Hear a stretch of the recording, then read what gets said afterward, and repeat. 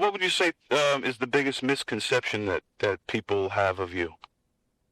I think probably the biggest misconception, because of all of the, of the changes that, let's face it, that everyone really goes through in this kind of a business. But I think that once you do make changes, or if you've been changed yourself, which I have at times, I think that sometimes misconceptions go along with that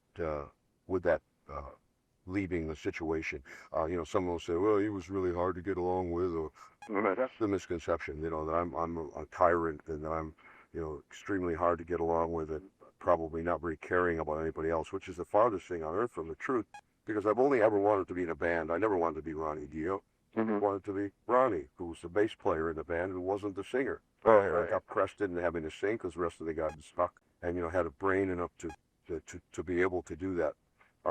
So I think that the greatest misconception is that that I'm very difficult and very dictatorial. And again, the people who know me best and those whose opinion I respect would tell you that that's absolutely untrue. All I want is perfection.